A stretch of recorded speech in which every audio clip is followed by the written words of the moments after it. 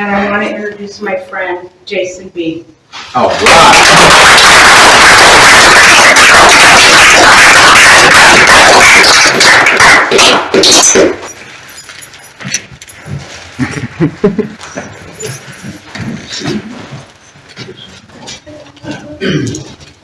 Jason, I'm an alcoholic. Hey, Sobriety date is April 7th, 2012 in my home group. The primary purpose group, we meet Saturdays at 6 p.m. and so I'm just going to show.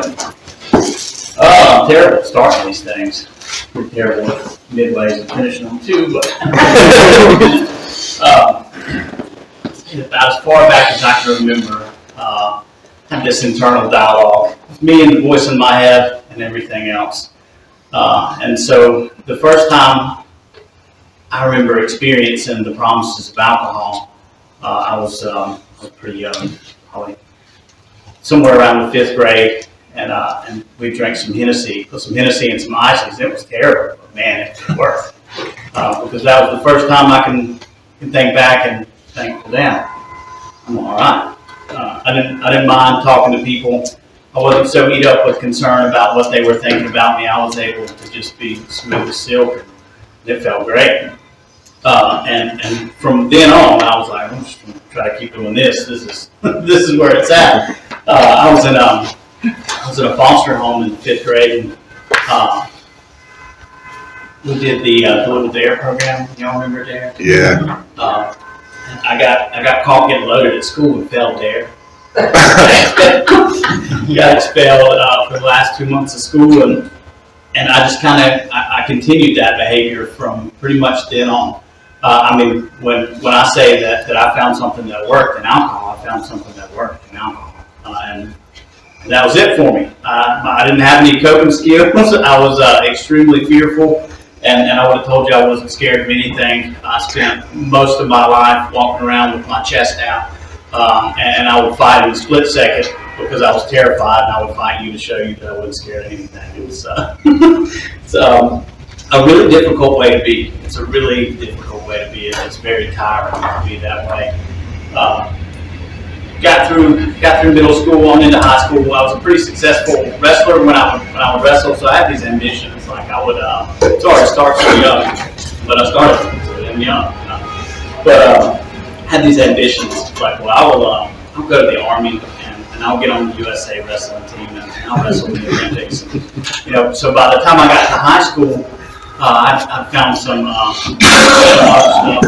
dry goods, and I come into high school weighing less than 100 pounds after wrestling well over that in middle school, and my coach was like, "Hey, you on drugs?" No. And what I began to do is I began to shift my ambitions toward getting in somewhere where I could fit in. So I went from wanting to be an Olympic caliber wrestler in the Army to wanting to work construction and just be able to kind of do my thing. I hated the idea of having somebody tell me where to be, when to be there, what to do while I was there. So I hated school, hated it. Knocked this girl up when I was in 10th grade and got in trouble, and the principal was like, "You're not here, so leave." I was like, "Well, I got this girl pregnant. I'll go get a job." And then we got a job, and it was like, "Well, you got to be here at a certain time and do this while you're here, and we're going to tell you what." Like, shit. I mean, immediately, like, what happened? Because I sort of looked at adults and sort of everybody else. I was always trying to figure out what it was that you guys had that I didn't. Was it that quote in the Bible? What did you have? There was something that you experienced that I hadn't that made you all right and I wasn't. And I thought that was getting a job, and it wasn't. So I thought that might have been having a baby. Tried that, and it wasn't. It didn't fix me, so the next thing I did was I decided I would move away I'm from Rutherford County, so I decided I would move away from Rutherford County and try out Charlotte, see what that was like, because I was sure that it was just Rutherford County that was just me. So I left the girl and the baby. I moved to Charlotte to a little one-bedroom duplex with a friend of mine. Needless to say, my drinking assumed more serious proportions and everything else, because I went from having access to almost nothing to having access to about anything you could imagine. We had a rule in the duplex, and it was that you couldn't die in the house. if you thought that you had overdosed or you thought you were going to die, you needed to go outside and die. And that was about our only rule. I mean, it's funny. I mean, it's serious. Because I got a job. I had several jobs while I was down there, and I got it in my head, I'm gonna rent this duplex. There was a duplex next door. That's the duplex part of it. But the neighbors left. I'm not sure what their deals were, but we weren't the greatest neighbors. I can remember one night we went to this concert and we come back and we were all trashed, and they're like beating on the walls. I'm like, I don't know what's on that side. There's no door over here. Just asshole stuff.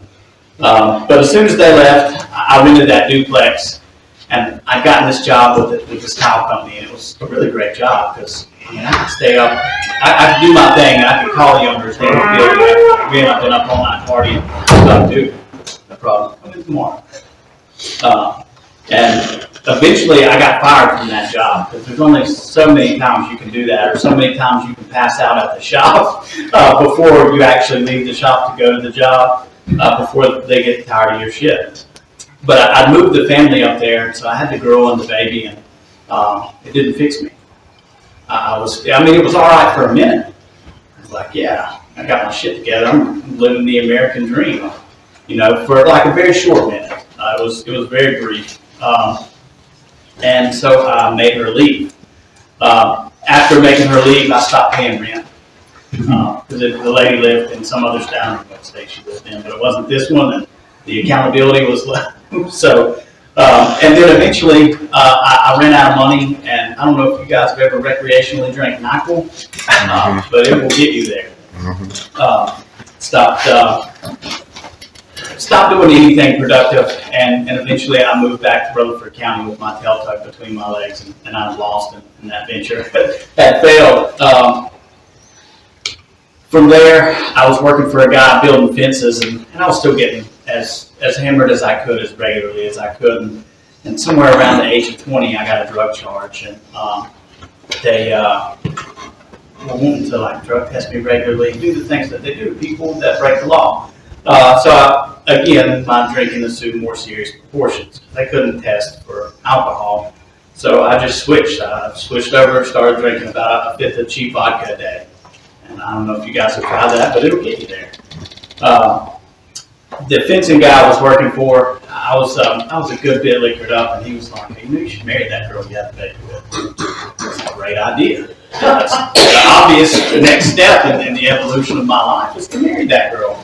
And I would have told you at the time, and this girl, she's right here, somewhere right up here. So I'm a good step up for her. I'm a little bit better than the best she could ever have. And that's shitty, and I believe that with my entire being.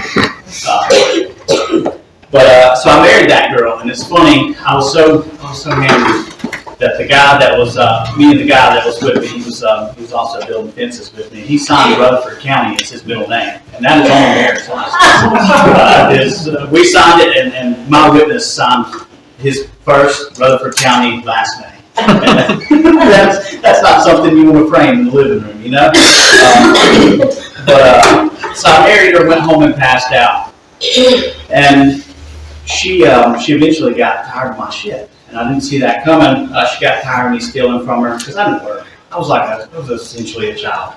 I did not pay bills. She had 2 kids pretty much, and she pretty well told me to kick rocks. So I did, and it really threw me off. I was like, this girl will never leave me. The matrix is broke here. I didn't know what to do. I had several overdoses. I had just an utter inability to moderate anything. It's just hardwired into me, and I'm not just that way with drugs and alcohol. I'm that way with all kinds of stuff. It's fun. I have a hard time and may not be able to moderate it without a power greater than myself, and that's just who I am. Anyway, in and out of the hospital, I was a frequent flyer on the 5th floor, and I thought the girl would take me back. She never really did. I'd come around AA a couple of times in there, and I didn't hear anything you guys had to say that was really worth the crap. I heard those promises, and I think about this a lot. Are these extravagant? Yeah. Y'all hear what I heard? We're not going to regret the past or wish to shut the door on me. You can come from where I come from, or you would absolutely agree that that's extravagant.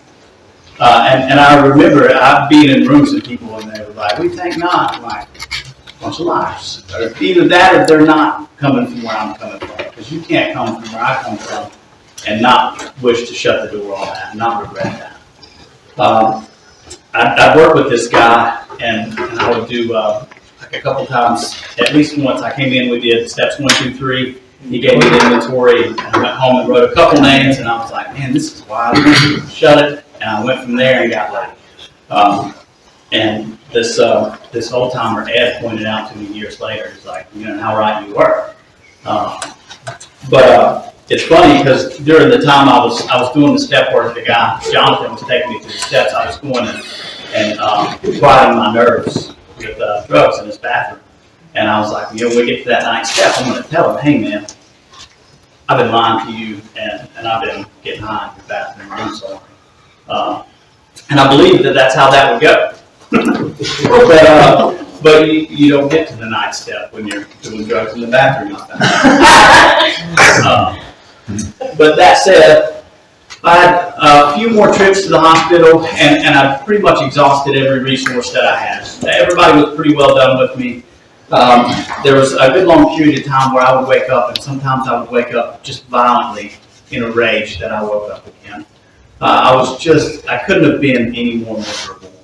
And I think about that sometimes, just waking up just so mad that I woke up again. And I can remember being at the very bottom of the fifth, and I couldn't get the voices to shut down anymore. And I as clear as a bell, was like, the only thing you can do from here is die. That's the only thing that makes sense to do. So I took another overdose and ended up back in the hospital, back on the 5th floor. And Jonathan and an AA member came and see me. And I can remember standing up there in Rutherford County on the 5th floor, and they have these big 6-foot windows. And I would stand in those windows and look out over the ABC stores. They're a few rock throws from each other. And I would think, man, I don't know how I'm not going to go right back to what I've been doing. I don't know how to live. And it occurred to me for the first time that I didn't know what to do.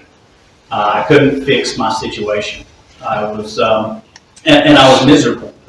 And so when they came back to the hospital to see me, Jonathan said, are you willing to go to any lengths this time? And I was like, yeah, I'll write that inventory. Because I thought that was the hardest shit we could do here. So I started trying to follow the rules because Jake, the other guy, was like, we got to follow the rules. So I'm like sneaking my cigarettes out. I've been kind of doing my thing. But anyway, so I left there. There was another guy from AA. I didn't have anywhere to go when I left. And this other guy had the same sobriety date as me, April 7th, 2012. And he came up there to the hospital to see me. Brand damn new. I had less than 2 weeks, and he had less than 2 weeks too, and look at him up there helping another alcoholic. And he gave me a place to stay. And really, once I think there was something about hitting that bottom where I realized that I didn't know what to do anymore, that I couldn't fix it, and I was just done. As soon as I reached that place, it seemed like the heavens and earth moved to pave a way for me to get better. So this guy had an extra house, and he let me stay in his extra house. And Jonathan had given me a copy of this book, and I couldn't sleep, so I would read this book until I fell asleep. And what I found reading that book for the first time was myself. And I read that book, getting hammered, because I had a friend, Jake, who was in the program, and I was like, where is it that he got all this bullshit from that's hooked him into this garbage? And I was reading the book trying to find it, like help others to help yourself because you're selfish. That makes no damn sense.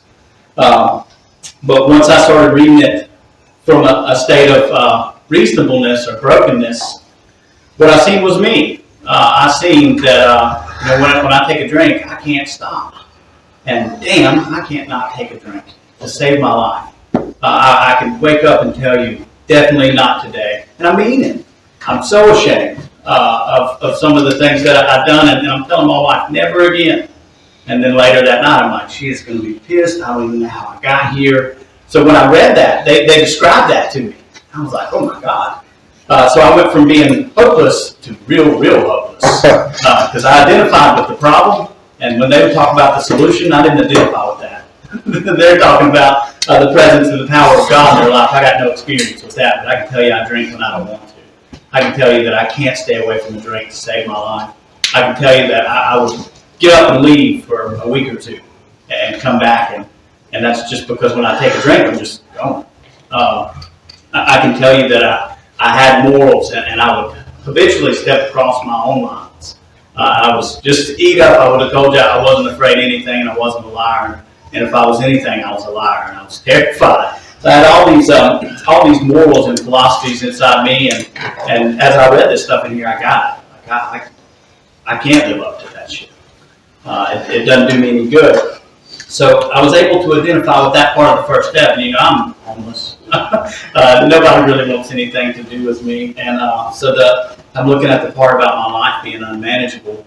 And then Jonathan takes me to page 52, and he's like, this is an internal condition. Like, this is not, it's not external. So internally, what's your relationship like with other people, with the voice in your head? I'm like, oh God, it's bad. It's bad. Are you full of fear? Yep. All of those bedevilments on 52, those were the things that he said, this is unmanageability.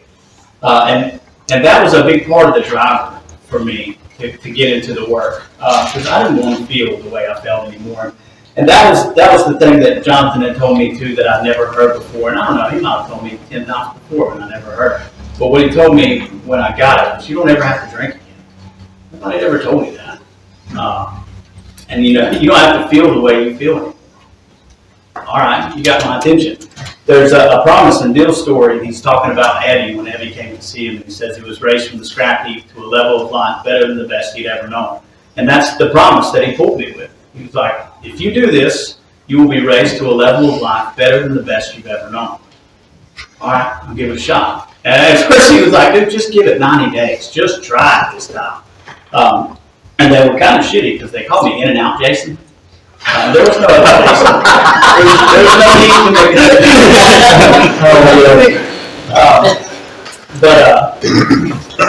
I identified with that stuff in the first step, and it lit a little fire. It added to the fire, I guess you could say, inside me. And then I looked at the second step, and I was like, oh, God. So I called Jonathan and was like, dude, I don't have an idea of God that I can't shoot holes to. He's like, that's all right. Do you think what worked for me might work for you? Maybe. We can go with that. Easy enough. I can remember at one point in sobriety, like, what good is another damn idea kicking around in your head? The rest of them ain't so damn great, So that was essentially my second step. The book talks about laying aside prejudice, and I was beaten into a state of reasonableness. You tell me up's down, I'm like, hell, you might be right. I've been trying to go up, and it hasn't been working, so maybe you are right. I was as open-minded as I could be. So we looked at the third step, and it talks about the selfish actor, and I didn't identify with any of that. I really believe I'm a nice guy, and like if only his arrangements would stay put, like that's right there. I remember telling Jonathan that later. He's like, "Yeah, dude, you were really sick." We said that prayer, nothing too crazy. We just said the prayer straight out of the book, and he handed me a notebook with the inventory format on it again, and I started writing immediately. And immediately, I started to get a little bit of relief. See, I'm the kind of guy that says, if I would have just said this, and they said that, I should have said this. If I'd have stepped left, but instead I stepped right, and I never accepted anything. Every bit of my past was just one big argument with me. I never accepted it. And as I started to write it in those first 3 columns of that inventory, I started to accept, all right, that happened like this. And it's funny because when I wrote the 4th column, I was like, all right, that's a lie. But anyway, the other thing I learned immediately was that I had a self-esteem and that everything everybody ever done to me affected that. I know that. Fear of not being good enough. Also, I think I'm too damn good to be treated this way, and that's a real hard spot to come from. Over-exaggerated sense of self-worth and not having a good self-esteem. There's a quote there, and I missed it. But at any rate, when I started writing in the 4th column, I started to actually get some relief. The book says our troubles we think are over all making it, and that's what I started to see. And that's one of the most powerful things I found in AA was the ability to be responsible for my little lifeline. Because I'd never been that before. I'd been a victim. Everybody I ever encountered, I was a victim to them. I was a victim to life. It just gave me a shitty hand. The people that mistreated me, they were just bad people. And I was a complete victim. And when I looked at it through the context of that inventory, it took my victim identity away. And I started to feel better. And this is like 30 days at the most yet. And I'm getting some solid results from this inventory. And then there's some stuff I'm like, man, I don't want to talk about any less than an inventory. But I'm like, they said if I don't tell everything here, then I'll go drink it. The last thing I want to do is drink. So the stuff I didn't want to write down, I called him. I was like, hey, dude, I got this, and I don't want to write it down. Because I didn't want to leave anything behind. And it's funny that how shitty I was to people, that the most shameful thing to me as a man was that I was sexually abused as a kid. And it's weird how that kind of stuff works. And that's the other thing I got from that resentment inventory was I get these deep-seated belief systems, like real men don't take shit from nobody. Real men command respect. And those belief systems are what drove me to the point of suicide. Alcohol was a symptom of that selfishness and me operating out of those belief systems. And it was crazy to see that. And a lot of internal changes happened in a really short period of time. I was a really violent person prior to getting sober, and I hadn't been violent since being sober. It's crazy what happens when you shine some light on a lot of those delusions. They just drop. Anyway, the other thing he had me doing there was he had me write the fear with fear, self-esteem, fear not being good enough, ambitions, fear not getting my way, and that's when I began to see that everything scared the hell out of me. And then he had me write an inventory about my fears. Fear. Why do I have this fear? Is it because self-reliance failed me? And then he had me do the dumbest thing. He was like, why don't you write here? The book says we trust infinite God rather than our finite selves. Write what this fear looks like when you're trusting God. What is that? And I didn't realize what he was doing at the time. He was giving me a blueprint for how to behave. AA was giving me a blueprint for how to behave when I experience fear. When I experience a fear of what I think you think of me, and I'm disingenuous and I'm not myself and I change to please you, then I feed the fear. When I do the opposite of that, I feed my spirit and the fear lessens. And it was crazy because I didn't see the significance of that for a little while after I'd written all that. I thought it was just pretty dumb. But it turns out to be how impactful that is, because when I don't operate in those fears, I find that I write significantly less resentment inventory. So if I can do good there and stay spiritually well, then I have significantly less resentment. The next inventory he asked me to write was a sex inventory, and I was pretty disappointed about that. I thought that was kind of silly too, but I wrote it because he could have said, "Jason, stand on your head till your nose bleeds, and when it stops, stop the bleeding and do it again." And I would have done that. So sex inventory it was. I wrote that inventory, and what I seen was that I used people just like I use things. Everybody close to me in my life, and especially where sex was concerned, I used people like I used things, and once they were disposable. Once I was done with them, I was done with them. And it's like, where were we inconsiderate? Well, I didn't consider that they had feelings at all. And that's some legitimate shit I've written on an inventory. Is I didn't consider they had feelings at all. And you think about all that come rushing in, like they have feelings. And it's funny because I held people to a standard that I never held me to, and that's one of the things that maybe they're spiritually sick to.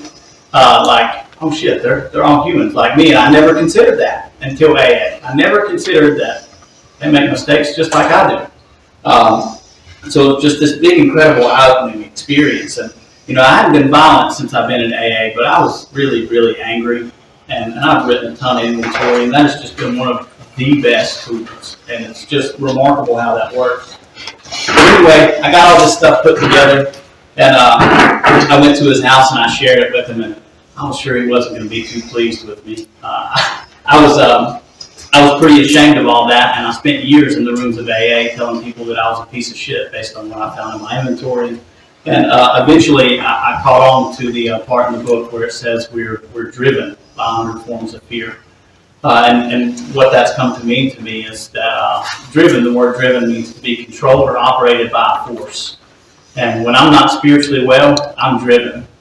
And so my choices today are to be selfish, self-seeking, dishonest, afraid, or to try to maintenance my spiritual condition and be spiritually well. And so there's all the shame kind of falls to the side once I really take that in. The book says I have two choices, just two.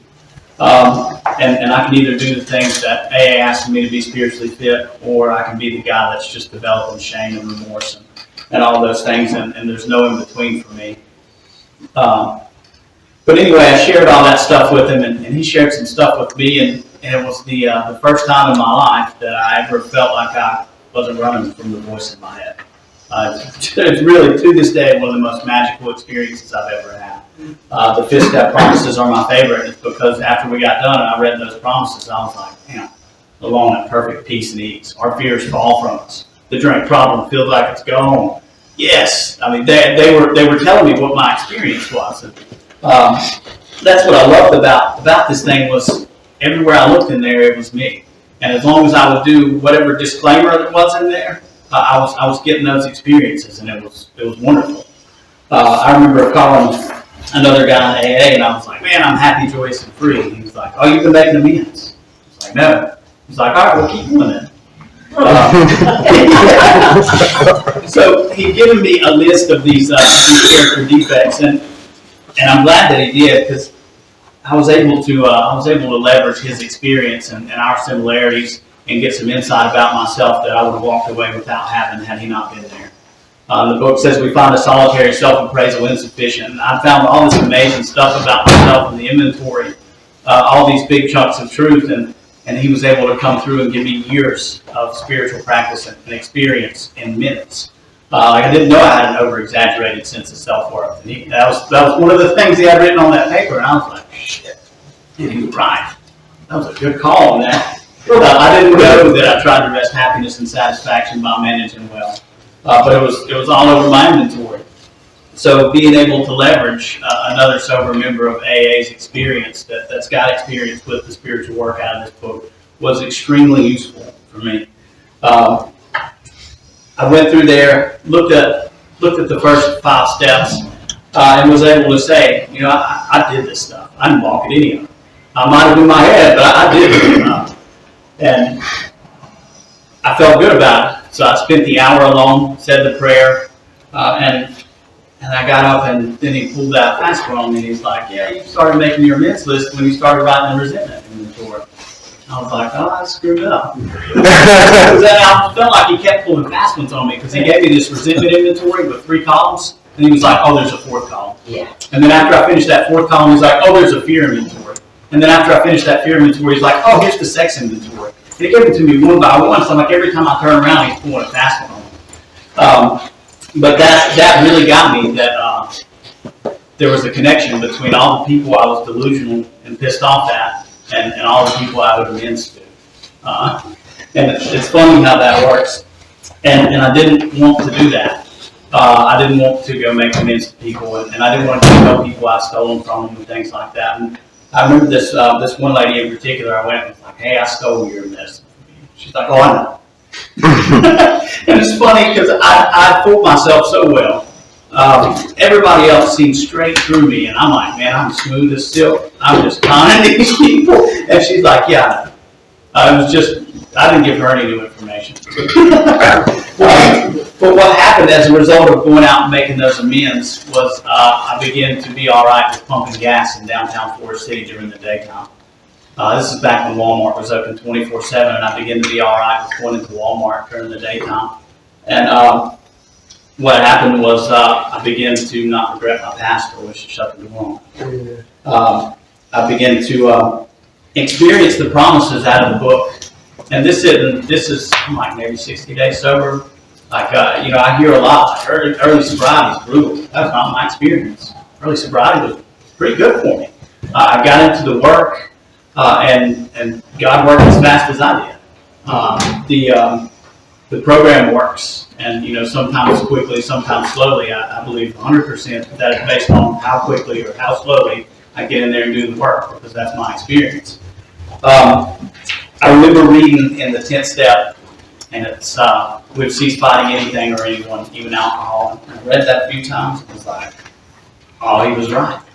Because I didn't believe it. I didn't believe that this would work for me.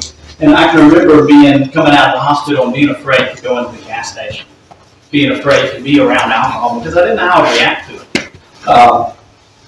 And to go from that to reading those 10-step promises and seeing that, oh man, the problem has been removed. I can't tell you the last time I had a serious thought about a drink. And that's what we have to offer in AA, is that the problem has been removed. How beautiful is that? As far as the 11th step, when I got here, it's like you just say a prayer in the morning, help keep me sober, and then prayer at night, thanks. And as far as I was concerned, they were hitting the ceiling. He told me to try to be still and be quiet twice a day, so I would try to be still, be quiet, close my eyes for 5 minutes twice a day. So what I've done was begin to develop a prayer and meditation practice that I didn't know about. He kind of pulled another fast one on me. And what had happened by this point, I'd already been getting results from it. There was this little buffer, and I can't describe it, but at some point early on, after a little while of meditation discipline, there was this little buffer in between like shouting at people and being like, that's not a good idea. And I don't know what that is, but somewhere between inventory and prayer and meditation, a little buffer was created in there. And it's been a saving grace for me. Another real cool story. I went to try to get a bank account at this bank before I got sober, like maybe a year. And they weren't like, no, sir. They were like, no. It wasn't one of those things. I made some financial amends, and about, I don't know, sometime around January 5th, 2015, I actually got a job at that bank. And that's a testament to making the financial amends.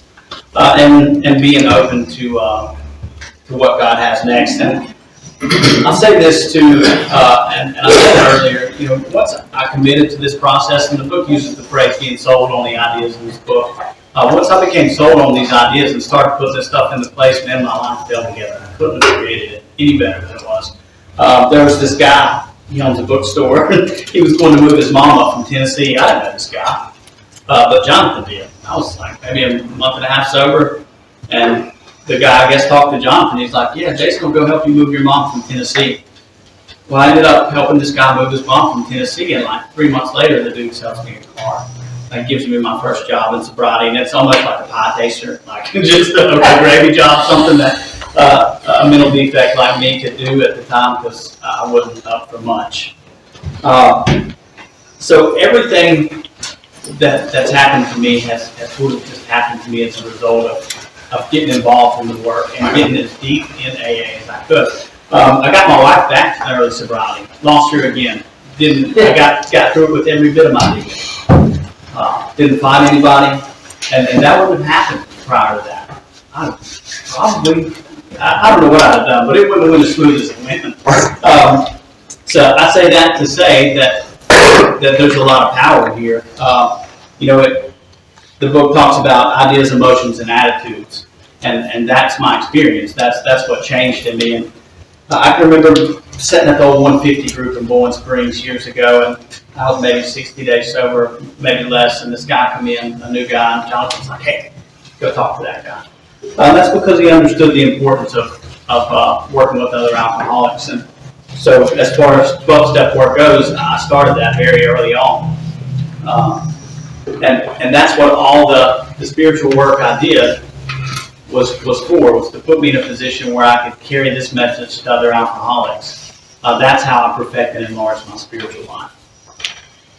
Through work with other people and self-sacrifice. And that's what we have here, and that's beautiful.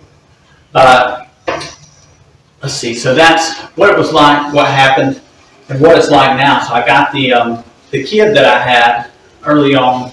She was 6 when I got sober, and I got her back pretty well full time from just about that point on. We couldn't be really any closer. I got the wife back, lost her again. We got divorced, cost like $300. It was a really good deal. But we have a better relationship now than we ever did. I have another kid and another wife, and it's crazy because I'm able to be present for this one. I get to have those little moments where it's like, oh, look how cute she is when she runs, and I'm present, and I can just experience the beauty of it. You know, you get those little, you tear up a little bit, and you just have these little spiritual experiences, and you see so much beauty in just the day-to-day stuff, and that's what it's like when I'm spiritually well. I have a good life. I don't spend my time eat up with resentment. My happiness and contentment directly parallels generally with how well I'm disciplined in the Word.